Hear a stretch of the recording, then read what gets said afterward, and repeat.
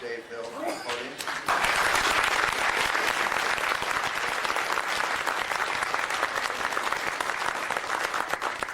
Could we get that machine going for these so that I can It's get underneath. into the presentation, transparency? Oh, this is, we use that as a Oh, table. it's right there? Did we use Yeah. that one? Okay. Well, Is that where you're going to start? The overheads? start with these. Okay. We'll get it working when you're ready. I think the importance of the presentation is supposed to be directly proportional to the distance that the speaker traveled. Usually when I go to these things, Karen and I will hop in a C5 Corvette and travel nonstop and get there. And when she's driving, I'll be writing on 3x5 cards. And by the time we get there, we got maybe 7 3x5 cards, front and back, and then I'll get up and talk, and then we'll ride back. But this time, since we had to fly, I figured, well, we better do something really good for California. So I have this multimedia presentation just right for California, but may blow some more fuses here. So I hope you'll bear with me and give your understanding. It is a real treat to be in California, which we think is a really great market. And having now put a few rice farmers back on the boat, we hope to be able to do even more business here than in the past. We've been in California as we researched the 5th generation Corvette. We were recently back again as we did a drive clinic for the 99 models. And it is a great market with a lot of automobile enthusiasm. And it's a real pleasure to be here. You know, being involved with an American icon like the Corvette is an honor, no question. But to be on board during the development of a new from the ground up Corvette, now that's about as good as it gets in this business. The men and women of Team Corvette are just as vivacious as the cars for which they're responsible, and it's been an honor to lead them for almost 6 years now. It really... We got lost in my advance on this. Might have to do it manually. That wasn't with that machine. Thanks, my partner here, and I'm going to get you all through this. It really was a formidable challenge to redo the American sports car icon, but even more was the observation that the sports car segment appeared to be shrinking each year. You see, what has changed are the wants and needs, and in fact, the face of the sports car market and the sports car buyer. Next. I know that you represent a core group of Corvette enthusiasts, and you remain among the most loyal and most aware and most involved customers that any automaker has anywhere in the world. But there's another group of people that we need to reach with our new car. And next, they're every bit as discerning and probably even more challenging, because these are people who've never even owned or maybe ever even driven a Corvette. And they include Americans, Europeans, Asians. For if the Corvette is to be really successful as a business, it must be successful on 3 continents, not just here at home. So to reach these people, we really had to change quite a few things, and we have for the better. Next. As you know, we started this program with a clean sheet of paper. In fact, there's more entirely new content in this Corvette, this 5th generation, than in any of its predecessors, even the 1953. And that gave us a chance to really take a good hard look at Corvette's weaknesses and endeavor to turn those into strengths. Next. The Corvette's structure is the most dramatic example of this, as you'll hear today. Next, we had to take the things that were good and make them great. Next. For example, Corvette's always been a good handling car, but for some it lacked the neutrality, and for others could be a little harsh in the ride dimension. And we've addressed both of these issues with this 5th generation car. Our final objective was to examine Corvette's strengths and make them even better. And here reviews the example of the powertrain. So, as good as the LT1 engine was, our new LS1 is an even better motor in just about every way. Something in which I take great personal pride is the depth of Corvette's overall system integration. By applying systems engineering, we have integrated the efforts of all disciplines into one harmonious design. No single discipline has taken precedence over another, and the entire team has remained focused on customer-driven objectives. Next.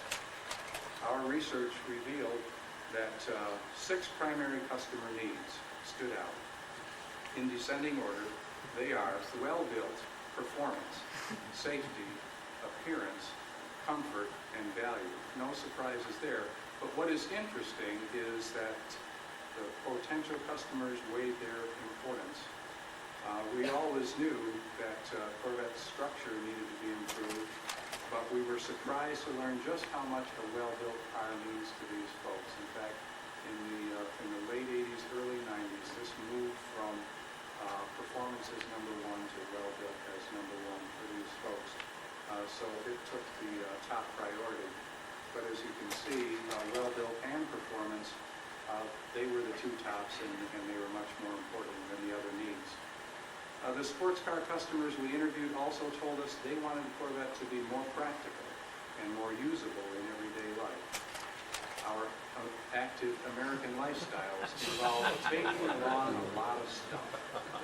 And if we could combine sports car attributes with surprising cargo capacity, we'd have a win-them-back combination. Customer research was augmented by competitor research. What do they do well? Where do we need to win? In the end, we had a clear picture that Corvette needed to be, including the 2 areas which had to be achieved without compromise: the build integrity and performance. That meant at every stage of development, the engineering teams had to stop and weigh the effect of every action on the 2 primary customer importances. We believe that the final product speaks to our attention in these areas, as you'll see in here today. Corvette design evolution was very exciting to watch. We showed customers our design concepts over the course of several clinics, and as I said, a number were here in California. Generally speaking, the sports car enthusiasts we interviewed loved the Corvette. Corvette owners and competitive owners agreed that the new car had to be true to its heritage. That meant keeping Corvette's traditional proportions and cues: the long hood, the aerodynamic canopy, the short rear deck, the gills or scoops on the side, and quad tail lamps. The mandate was clear: advance the design, but make sure it's very recognizable as a Corvette. In terms of the interior, we identified a general need for enhanced human factors and functionality. Visibility, room for people and cargo, and especially entry and egress all needed attention. At the end of this process, and with our great satisfaction, the fiberglass model at the end of the design evolution received very high marks in several areas we knew were important to the customer. In fact, the clinic results on this Corvette achieved were higher than any vehicle in General Motors history. And that's based on the voice of the Corvette customer as well as the competitive car owners. Relative to its predecessor, it offered outstanding entry and egress, visibility, and interior room, all of which were facilitated by Corvette's revolutionary underbody structure. And that's where the real engineering story begins, because solid structure is the foundation for everything good in a car like this, and more important, that it helps satisfy the 2 most important customer demands. When we speak about well-built, which includes freedom from shake, vibration, squeaks, and rattles, we're really talking about structural stiffness.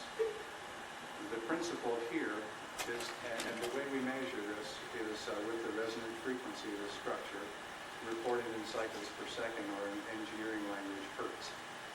And our target was to achieve 23 hertz for the coupe and 21 hertz for the open car with the roof panel removed. And 21 hertz was also the requirement for the convertible. The previous Corvette's 13 hertz was typical of other cars designed in the same period, especially when you're trying to optimize mass and performance.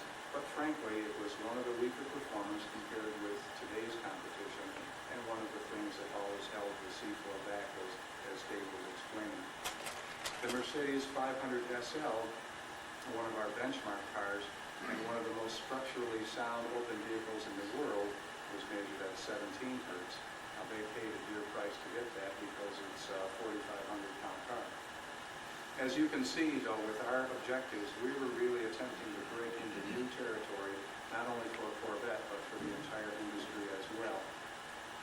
Corvette's structural system contains two key elements. The first is the full-length perimeter frame. It's composed of four parts: two hydroform side rails joined together with two high-strength bumper beams. And the bumper beams are welded on rather than bolted, which makes them an integral part of the structure. The second element in the structure, and the most important one, is that we call this a closed-section backbone, or the structural tunnel. Now, most rear-wheel drive cars would have a hump in the floor, which we call a tunnel, to conduct the drivetrain and exhaust from the front of the car to the rear. And in most cars, that would be left open after the assembly process that loaded the powertrain into the body. However, for Corvette, we use 36 bolts to install an extra plate which encloses the bottom of that tunnel, making it an enclosed section, making it many times more rigid than would be possible with the open section. To maximize the effectiveness of this tunnel, we wanted to use stiff, straight panels or shear walls to connect the tunnel to the side frame rails. Now, by locating the transmission to the rear of the vehicle, we accomplished several really critical things. Next. First, we were able to achieve significant gains in occupant accommodation, because without the intrusion of the transmission in the bell housing in the footwell area, we recaptured more than 3 inches of driver footwell width, which allows for really optimum pedal placement directly in front of the driver, and the addition of substantial dead pedal, which wasn't there before. The passenger, formerly a second-rate citizen in Corvettes of old, now enjoys a footwell that's 6 inches wider than before. It's almost like a mid-engine car in that respect. Second, the rear-mounted transmission helps make the Corvette's weight distribution a near-perfect 50-50 for more neutral and precise handling. And third, we were able to maintain our stiff, flat surfaces between the tunnel and the side rails, ensuring the maximum possible structural stiffness with minimum weight.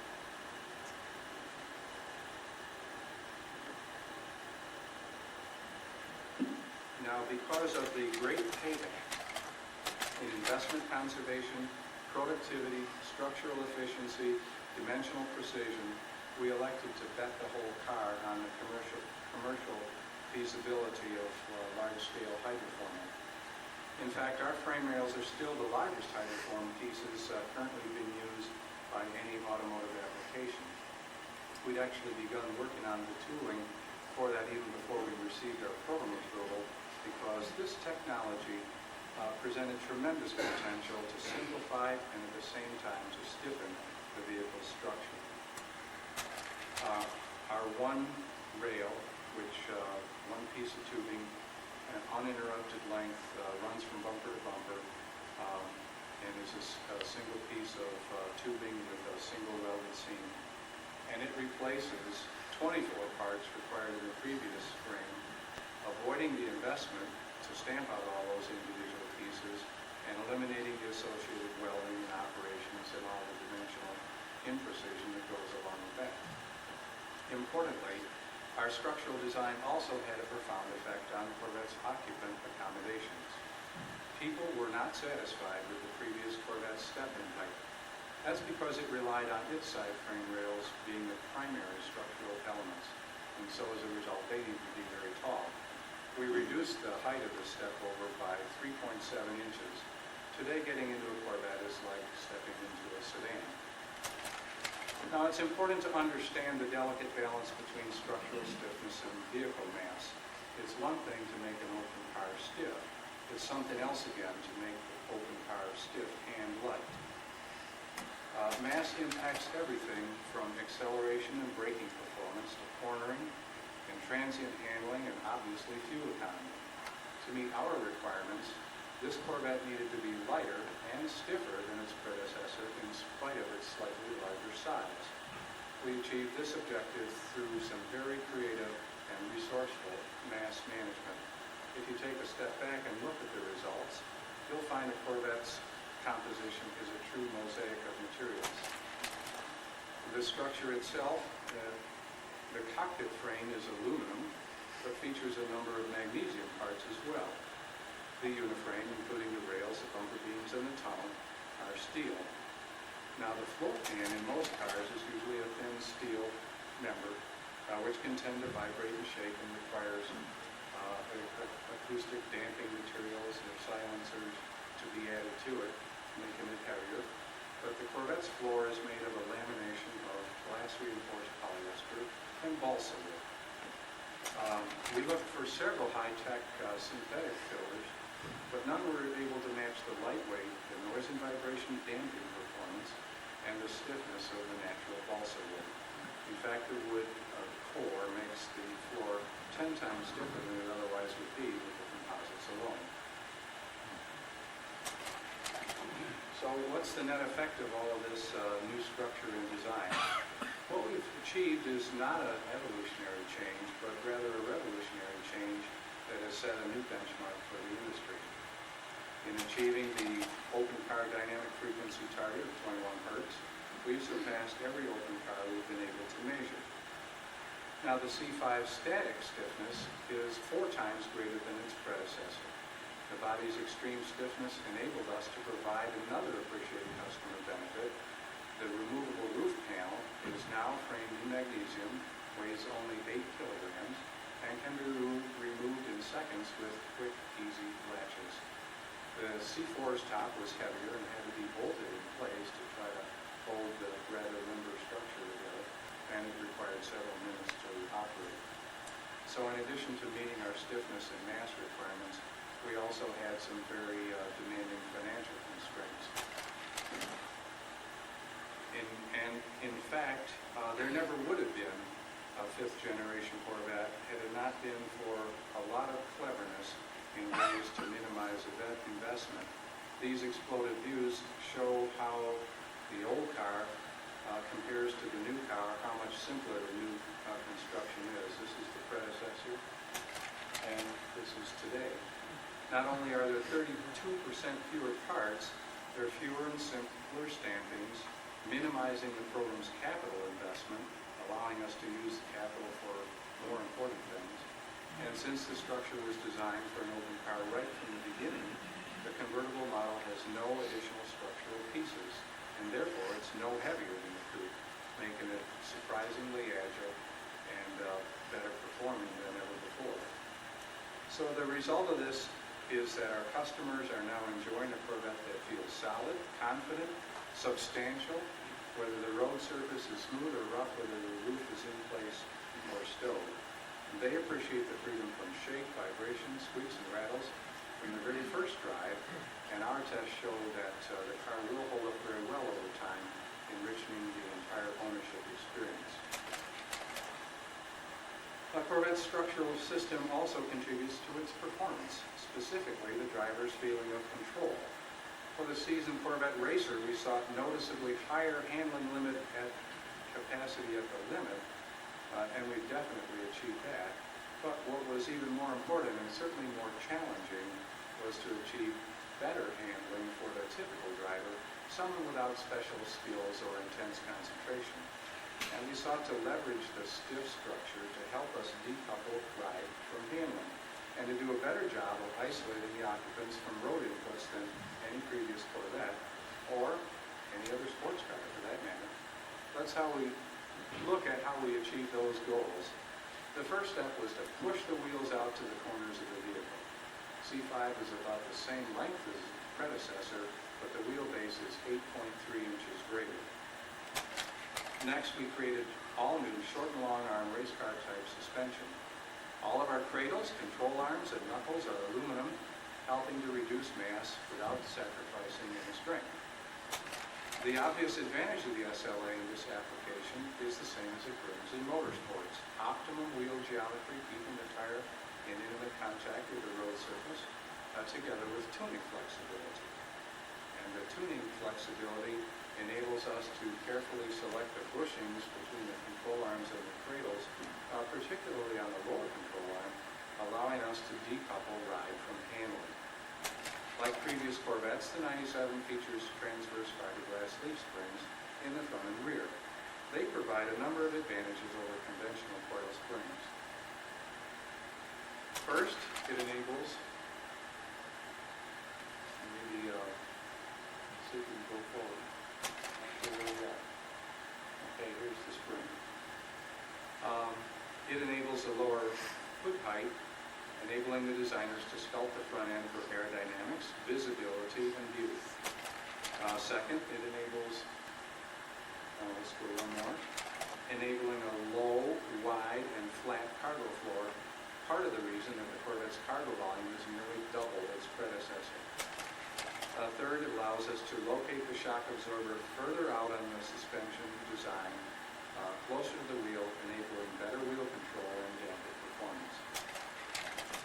For the first time in the Corvette, the rear suspension shares the SLA, there it is, with the SLA in the rear is the first use of, and that represents a significant improvement over the previous car.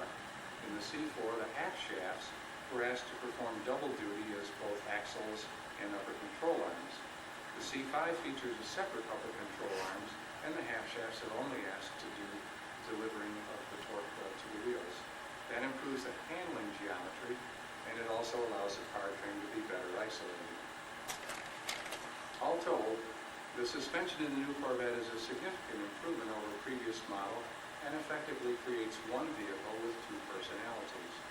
It provides the precise handling and control that our customers have asked for, and its attention to ride comfort means that this new Corvette will keep the driver at his or her best even after hundreds of continuous miles.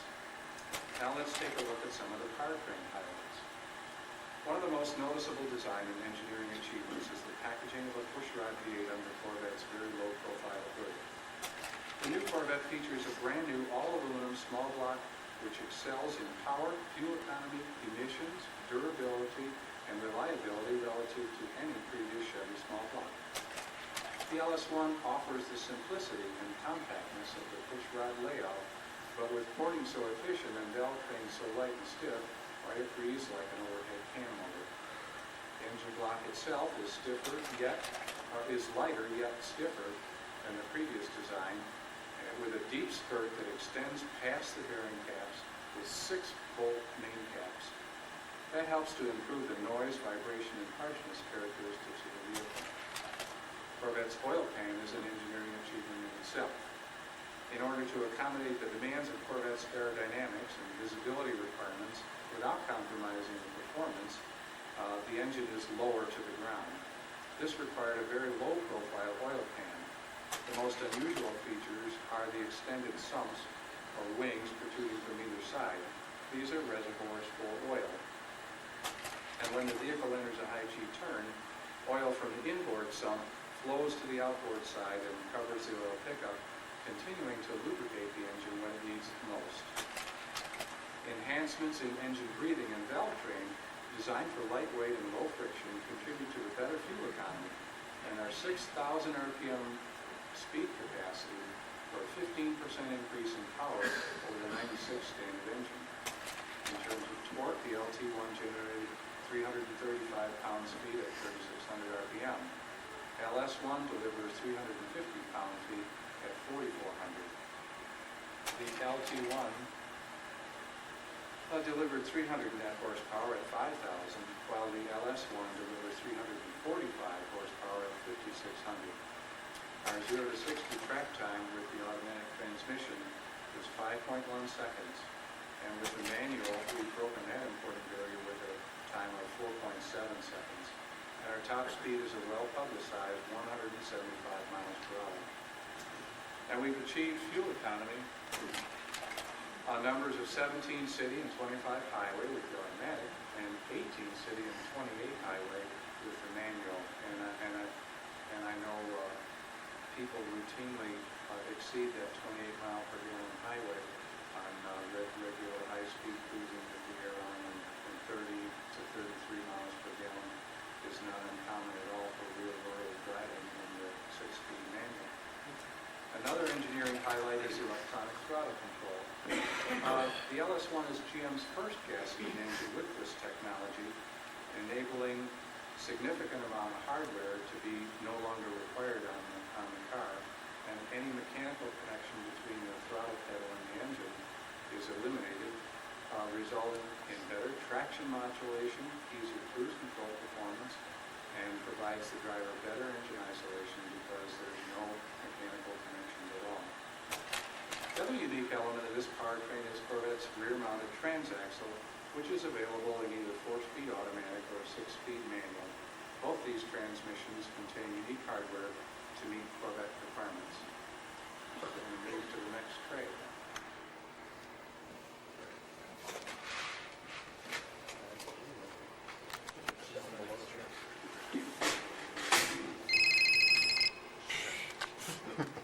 I'm busy.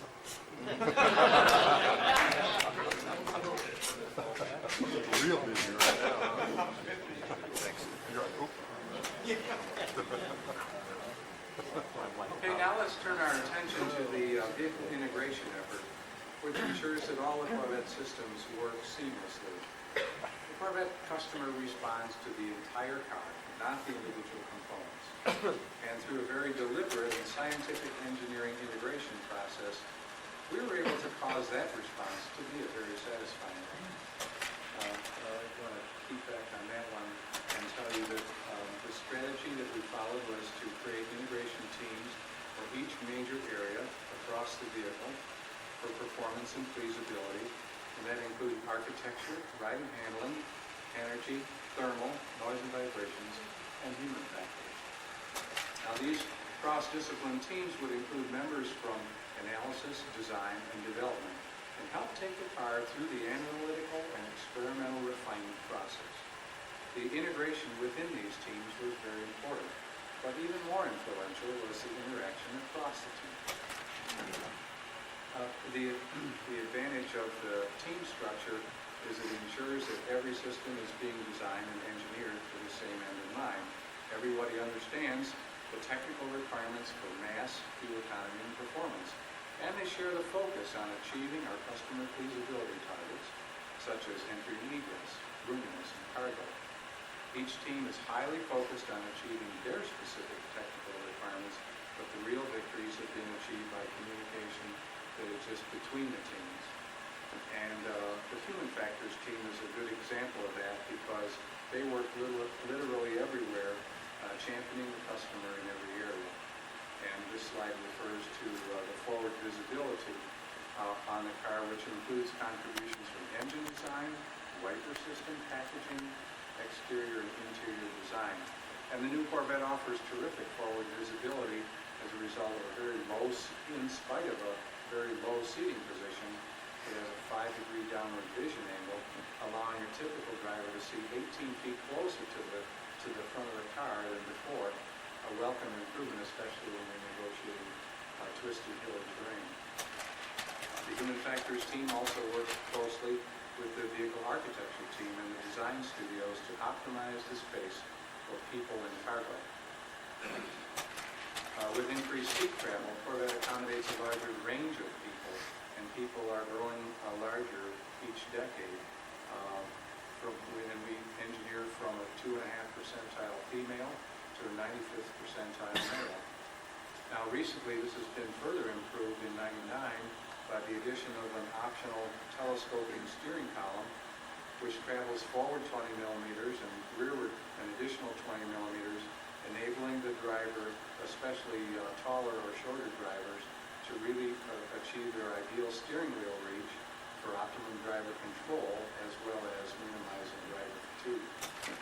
There's also an additional 1.7 inches of shoulder room in the 5th generation Corvette compared to the 4th.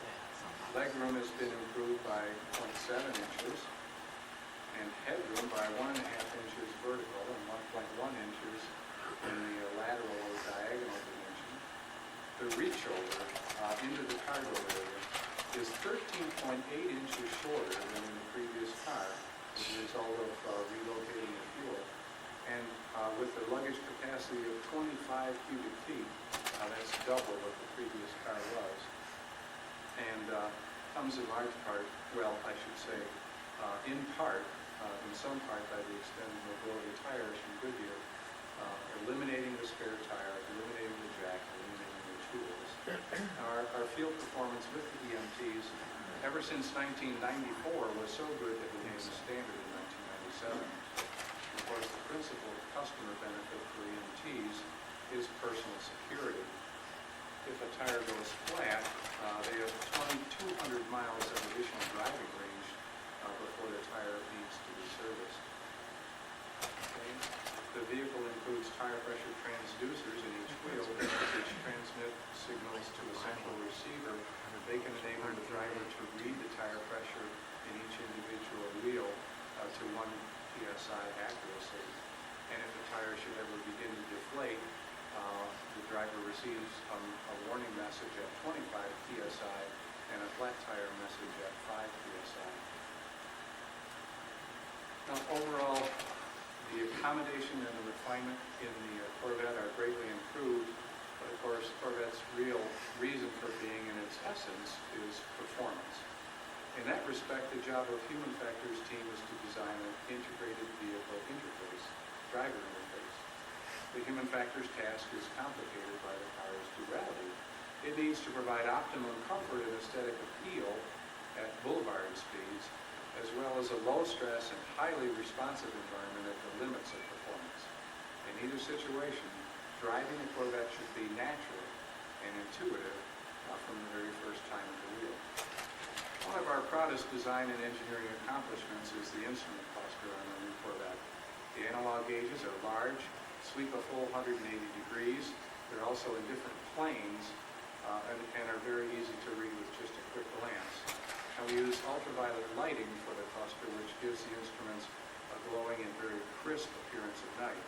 For $99, we even illuminate the cluster whenever it's dark each time the door is open and the driver is coming aboard, welcoming the driver to his or her Corvette. Now, within that same space in the bottom of the cluster, we've integrated an alphanumeric driver information center, presenting critical data to the customer in a logical and easy-to-read format. We don't want to take the driver's eyes off the road any more than necessary, so we prioritize those messages by importance. And the information is presented in any one of 4 languages: English, French, Spanish, and German. To the Corvette's already quite excellent instrument display in 1999, we've added a head-up display, which really now makes it a very state-of-the-art control. Head-up display has been used by General Motors and other lines, but never before in a Corvette. And what it offers is a return to the digital speedometer, but instead of being down there, it's right up in the glass. It also has been engineered to be very suitable for competition situations. For instance, it has an analog tachometer with a shift light, just like if you were looking over the shoulder of a Formula One racer. And the driver can also select bar gauges to show things like oil pressure, oil temperature, and coolant. So the head-up display is another, I think, state-of-the-art and class-leading addition to the Corvette in '99.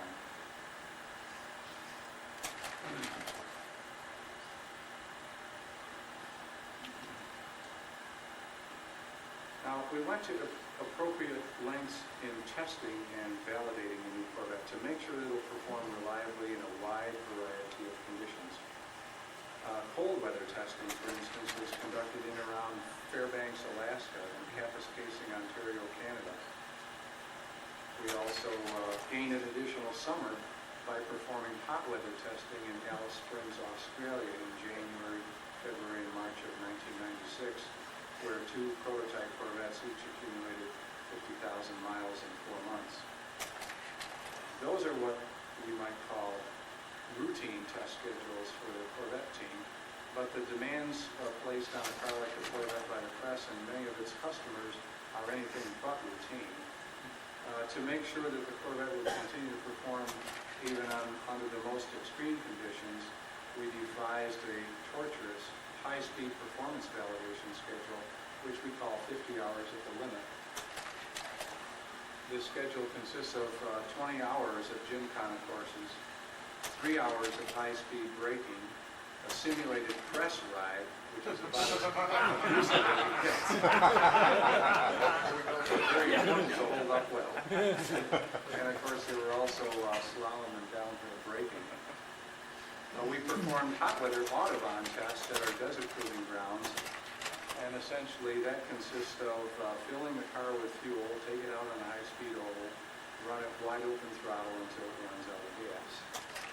We also conduct our own racing endurance validation at a sports car road racing track in Michigan, and our high-speed, high-performance test drivers who are actually development engineers with racing experience drive one Corvette at absolute limit for 24 hours at racing speeds. Corvette performed remarkably well under all these conditions. So as a result of our integration efforts, the new Corvette is a totally integrated vehicle. It's an experience. For people who race Corvettes, performance on the racetrack is the real measure. And our tests show that the C5 turns a lap at Road Atlanta 2 seconds faster than its predecessor. That equals about 20 car lengths or one football field in a separation in only 1 2.5-mile lap. The Corvette convertible, introduced in '98, I think exemplifies the attributes of the 5th generation better than any of the other styles. Its 4 times stiffer structure makes it feel remarkably solid, and yet it's 115 pounds lighter than the '96 convertible, make it quick and agile feeling as the coupe. And the trunk, there for the first time since 1962, permits easy access to the cargo volume, which is twice as great as it was on the '96 with the top up, and 4 times more cargo volume with the top down. Now in 1998 and a half, we introduced our Indianapolis 500 pace car. And excuse me, I want to go to the last elements of the '98 story, where over the '97 and '98 model years, Corvette won many awards for its design and performance. And I want to show you a video from Motor Trend recognizing the Corvette and the team that made it as Motor Trend's '98 Car of the Year.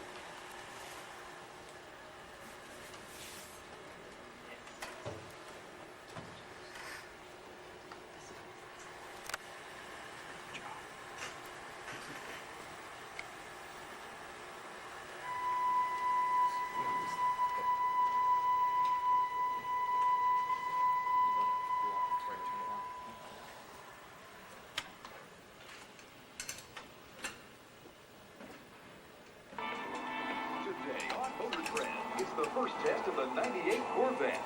And this year, Chevy blows the top, introducing the convertible.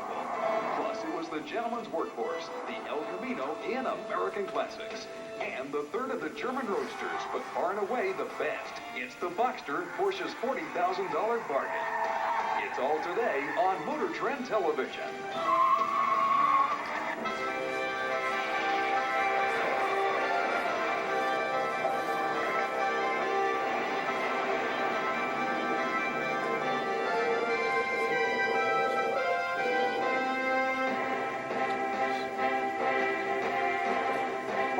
To this edition of Motor Trend, I'm Jim Scouton with another big event from Corvette. Less than a year after the introduction of the all-new C5, there is now a choice in how you want your roof. Hard or soft, up or down. This is the convertible.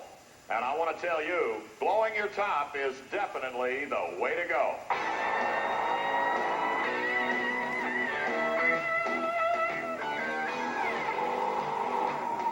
This is what the engineers really had in mind, even though they started with the coupe in '97.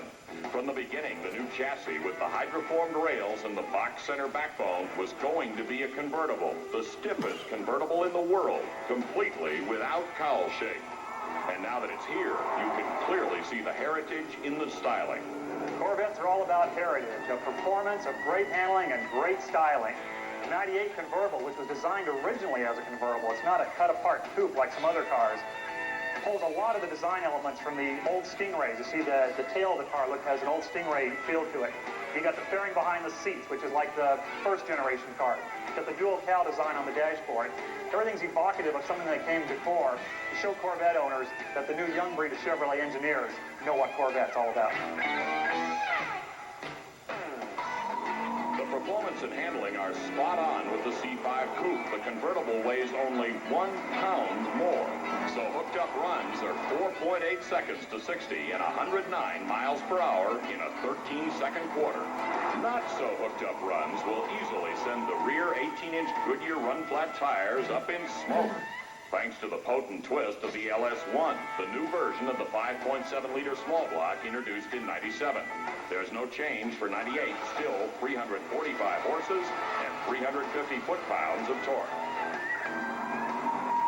In the 600-foot slalom, again, the convertible is a match for the coupe, recording 66 miles per hour with no protest, as the rigid chassis provides solid anchor points for the suspension to do its work. Heritage is one thing, but there's never been a more confident Corvette than the C5. There is only one performance statistic where the convertible comes in second to the coupe, and that's top speed, because it's not quite as clean. The convertible is not quite as fast as the Targa because of a little less aerodynamic drag coefficient, but it'll be in that 170 mile per hour region. Yeah, and you still have your top. That's right. The new top is manual, no assist, but none is needed, as Dave Hill enjoys demonstrating. All I do is unlatch the header, compress the top, open the cover with a little electric button here, drop the top into the well, and close the cover. The cover is styled to pick up the cues of the first and second generation Corvettes. Internally, it's called the waterfall. And the rear bow has no latches. It's forced against the ribbon weather seal by the structure of the top. It's high-tech solutions, but with a close eye on the past. Even the trunk is back for the first time since Todd and Buzz drove their 62 Vet on the Mother Road nearly 40 years ago. If you remember the early 1960s, you might recall a show that featured Corvettes, something called Route 66. A couple of characters named Todd and Buzz drove their Corvette, got in fist fights, and basically rode up and down Route 66. Well, no matter what road you're on, there's a little bit of Route 66 in every Corvette. We're going to take this one from the Bowling Green factory back to Los Angeles on as much of 66 as we can find. And we'll show it to you in the magazine. The new convertible is like that. Suddenly, you're looking for reasons to explore the back roads and see the sights and smell the air. And the price of this invitation to the open road is less than the last generation Corvette. Base price, $44,990 for this skillful blending of power, performance, and heritage to take you motoring in classic Corvette style. The Corvette team has been using the same slogan for both the coupe and now for the convertible, that this is the best bet yet. There's no question they've hit their mark. But you won't really understand how good the new C5 is until you try the drop top. We love the new coupe, but this, what can we say but this is a Corvette? Coming up, the insurance companies thought it was a truck, but it was really a muscle car. The El Caminos are next.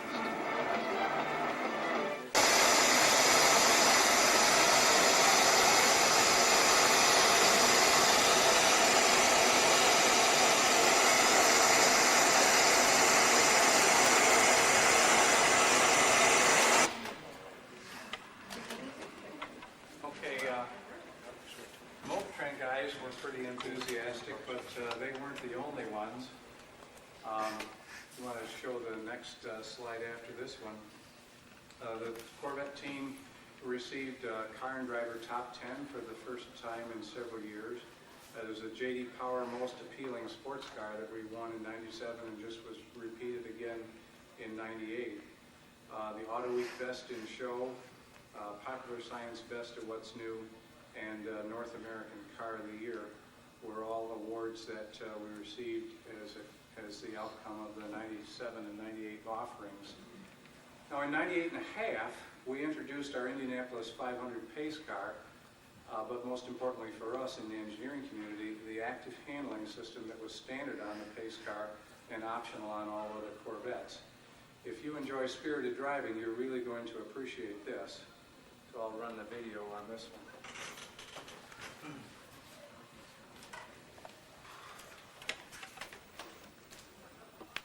Some professional.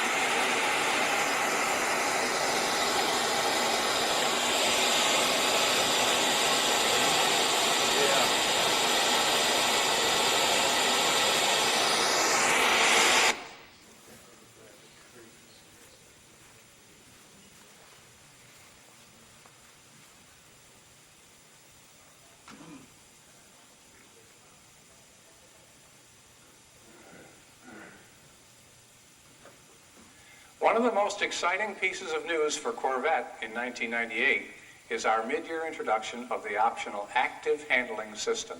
In simple terms, active handling helps correct the difference between the driver's intended direction for the car during a turn and the actual direction. Its benefits are most noticeable during slippery road conditions or performance handling situations. It's truly the next step in the evolution of Corvette's ABS and traction control.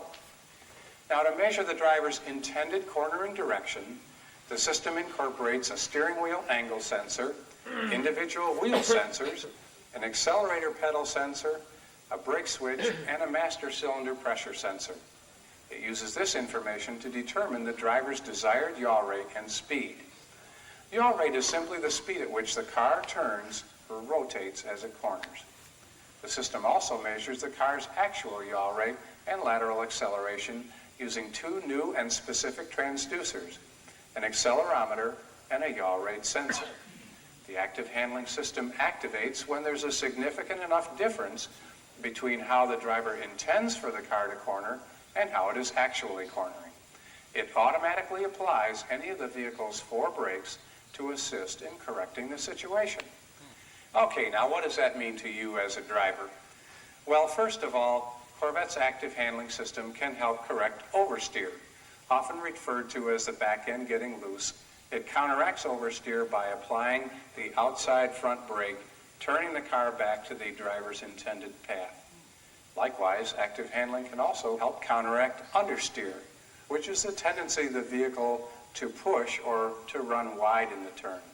It does this by applying the inside rear brake, rotating the car back into the driver's intended path. Now here's an animation developed by our engineering team to help show the performance of active handling. It simulates an aggressive lane change maneuver on a wet surface. The white car is equipped with active handling, and the blue car is not. As the car enters the maneuver, the driver applies more steering input than the car can react to.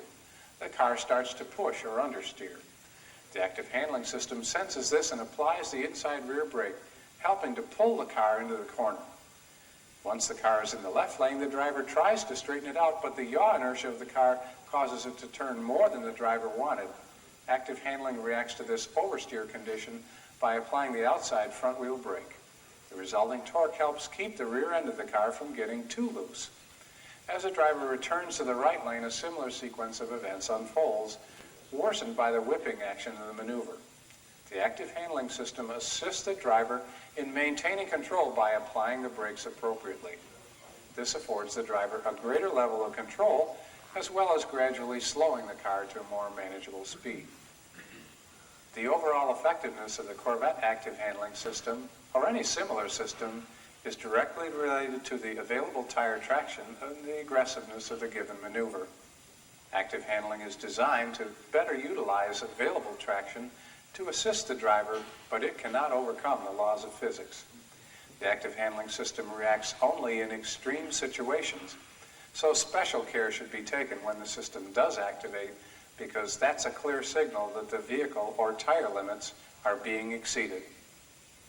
Now, in most situations, the system will help the driver maintain control without being intrusive. Corvette's active handling is also the first system of this type to offer a dual mode operation. You can select the competitive driving mode. for autocross or gymkhana competition. The competitive mode maintains the individual wheel braking of active handling, but it disables traction control. Our testing indicates that the lap times of typical Corvette drivers will likely improve with this new system, especially if the driver is just learning the course. Here's how to put the car in competitive driving mode. With the car running and at a complete stop, press and hold the active handling button on the center console for more than 5 seconds. The Driver Information Center display will confirm the mode change to competitive. To exit the competitive mode, simply press the active handling button again momentarily. The system also automatically defaults back to normal mode each time you start the car. Now, the bottom line is that active handling further extends the usefulness and enjoyment of Corvette as a safe, fun, year-round sports car. And it's been calibrated to complement and enhance the basic character of Corvette. With active handling, Corvette is still a Corvette, and then some.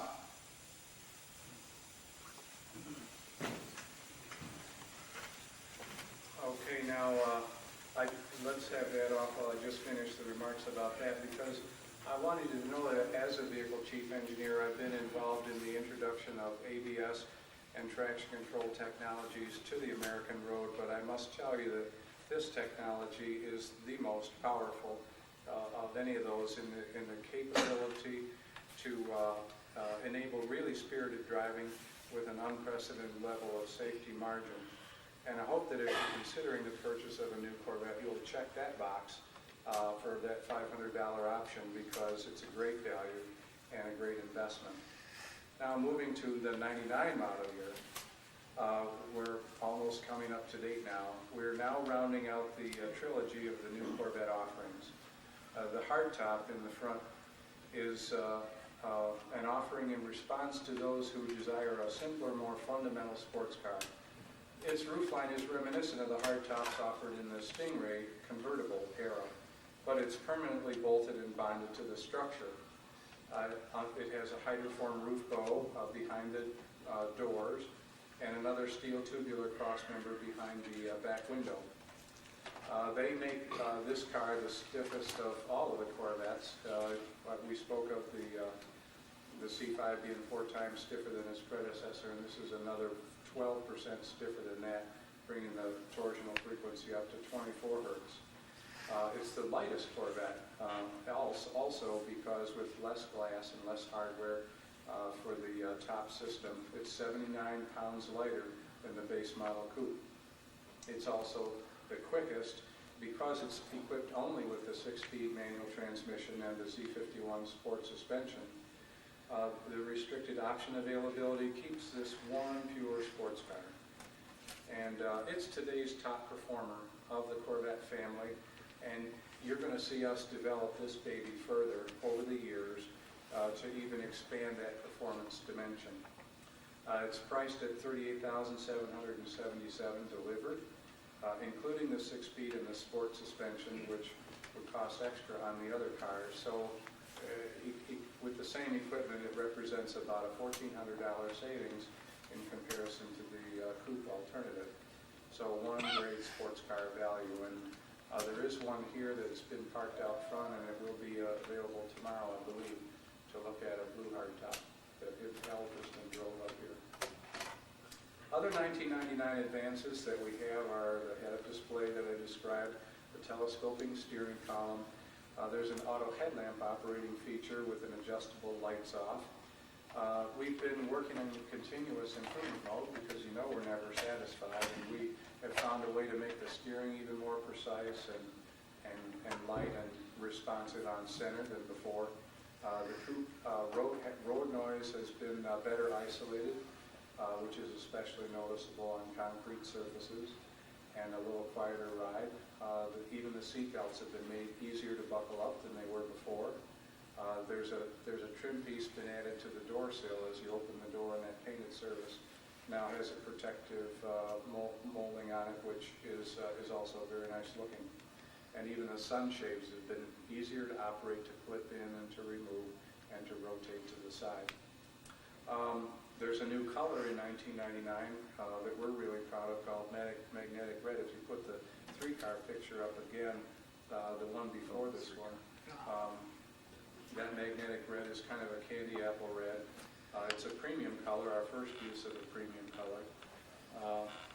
Sorry, it doesn't show too well here, but the convertible is that color.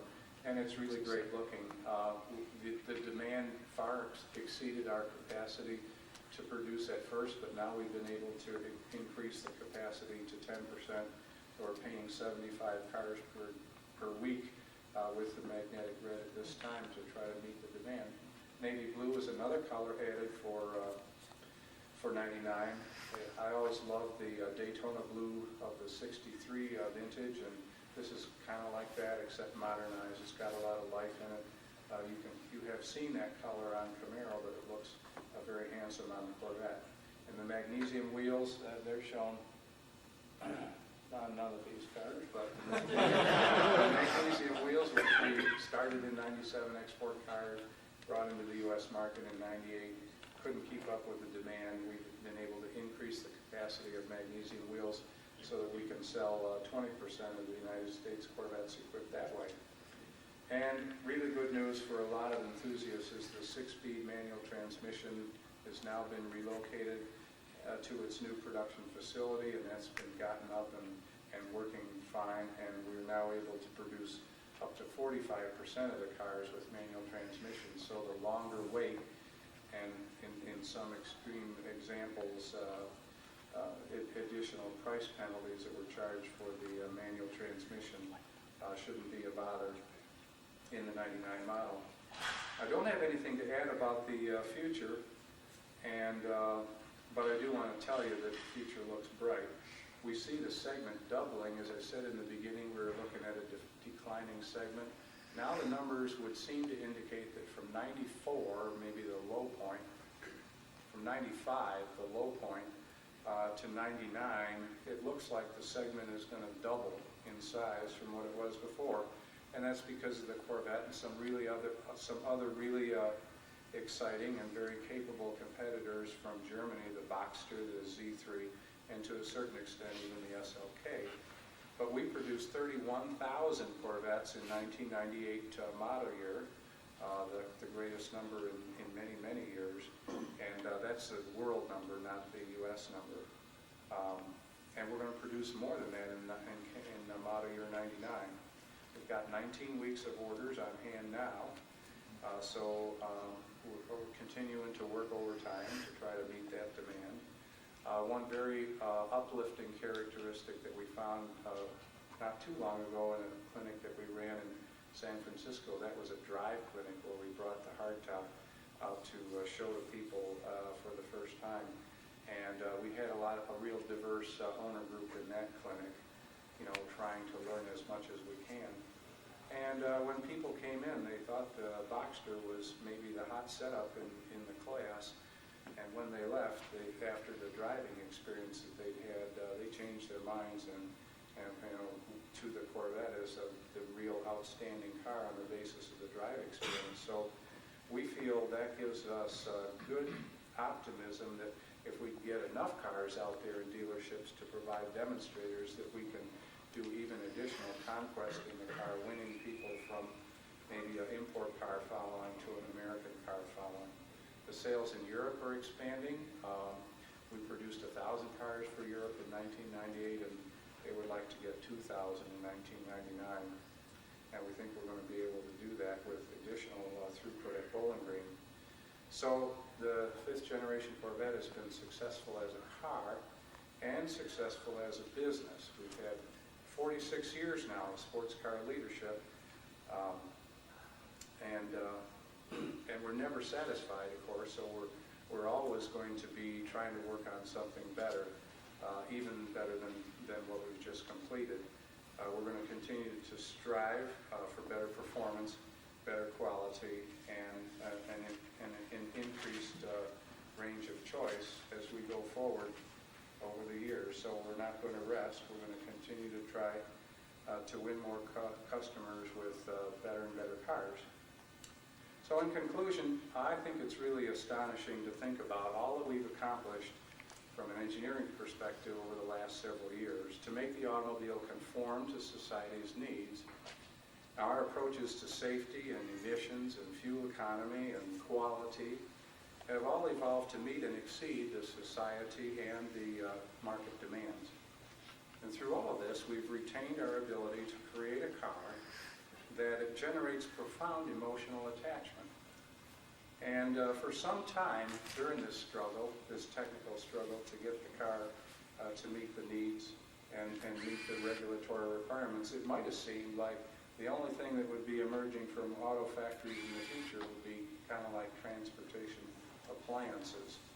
Instead, we've been able to figure out how to make cars like the 5th generation Corvette. They're more expressive and more capable than ever before.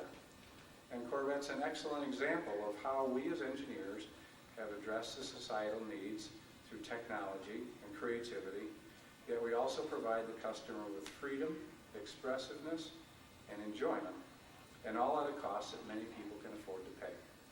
So whether you're an engineer or just a car enthusiast, take a minute to celebrate the fact that we have the freedom, the expressiveness, and the enjoyment in driving, and it's called Corvette. Thank you.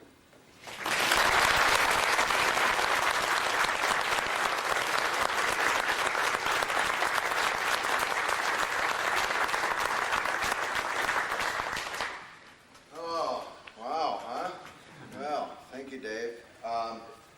Curiosity, how many here have a C5 Corvette? Raise your hand. How many are in the market to buy a C5 Corvette, or would consider it? Dave, I have one question. It was some time ago that a third of all Corvettes sold were in California. Does that still hold true?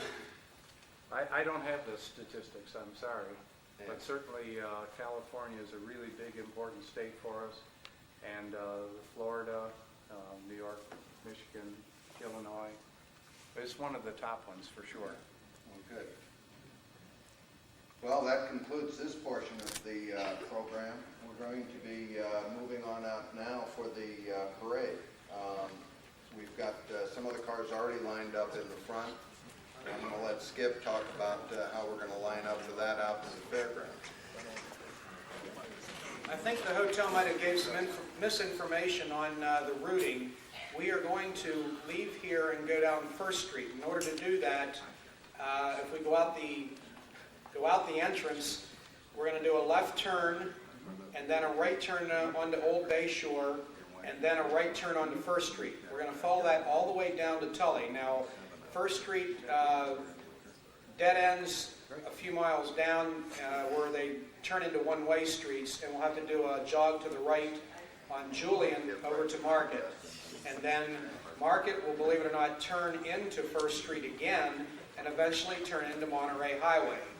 And then you'll see Tully. But Gary will be leading the procession with the first car, his 55, followed by the giveaway car, which, by the way, you need to buy tickets for. And that will be with Dave and Buzz then.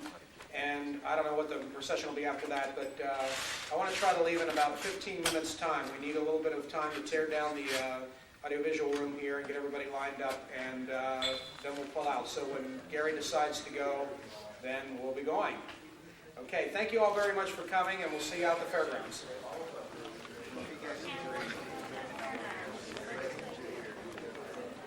What